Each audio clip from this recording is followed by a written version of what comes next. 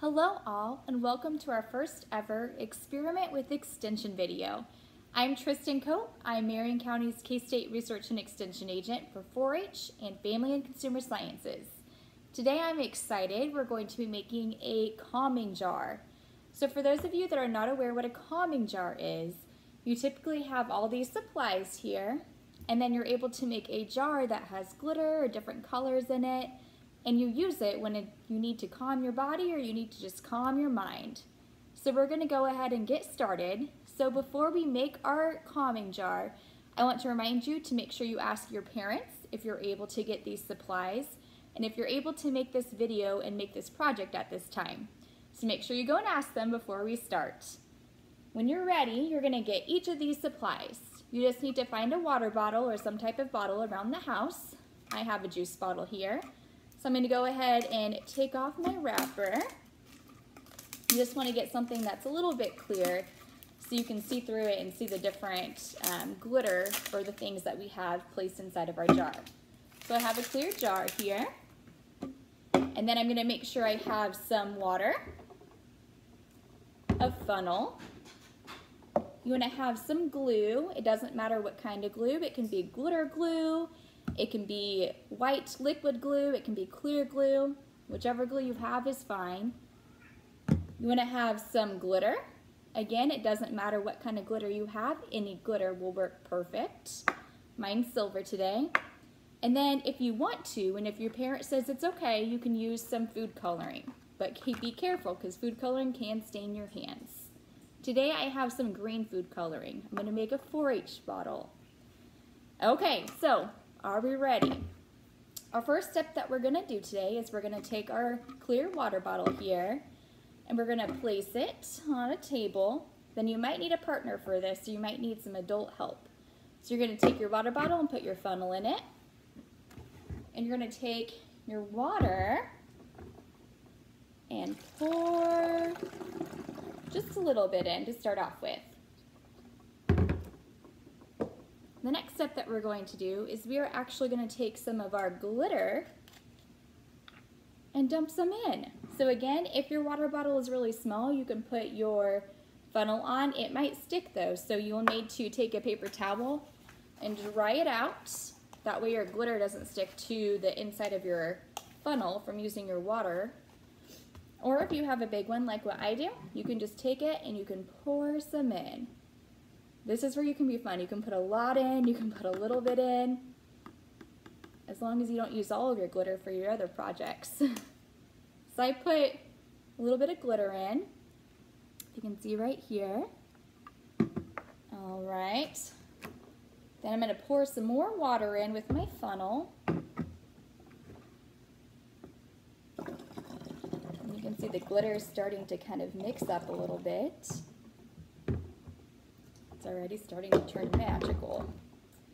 All right, the next step is we're going to put in some glue. So for this, you can just twist the cap open and then pour it in. You might have to use some of your muscles here to squeeze it in, which is good. You can tell your teachers because that's meaning you're working on your handwriting skills by building those muscles up strong. So I don't know if you can see this here, but it's kind of fun. When I'm dumping it in here, if you watch the bottom down here, it's starting to clump up and then kind of drop down. Do you see that happening? It's kind of cool there.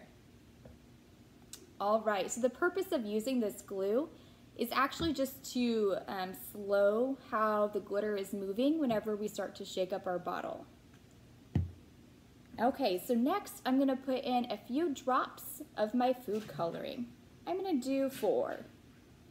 2, 3, 4. Okay. So you can see the food coloring is starting to mix in here. And then I need some more water to fill up my calming jar. I'm going to pour more in until it's about to reach the top. Right there. I want to have a little bit of room up top so I'm able to mix it and make it shake and kind of mix up. So the next step that we have is you want to make sure that you have a lid. Otherwise we will have a great big mess for our sensory jar, for our calming jar. So the lid to mine, this is where you're going to need an adult help, or make sure you wait until after your parents get home or until your babysitter gets home to help you put this lid or the cap onto your bottle. I'm an adult, and so I have a hot glue gun, but adults, you're also able to use super glue if you have that on hand. And what you're going to do is you're just going to put it around the edges right here. Just do a little bit so that when you secure the lid on, it will stay and hopefully not leak water all over. So I have it on, and I'm just going to twist it on there. Make sure it doesn't harden before I twist it all on. So my cap is secure now. I always like to go back over it and put glue on against that seam there. Really make sure that you get it so it's not going to leak. Kind of foolproof it here.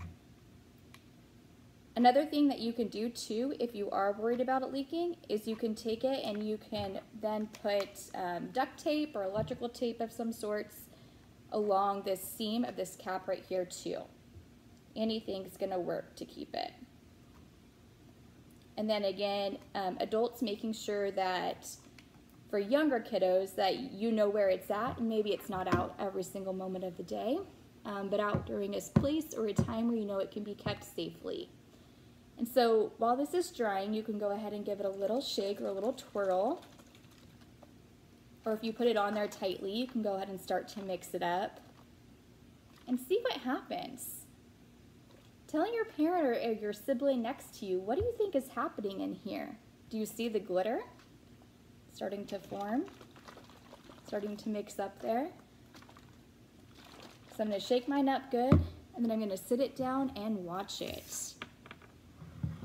So as you can see, if you look closely, and it'll start to mix up too once the glue mixes in with the water, it's going to start to settle, and the glitter is going to start to go down to the bottom.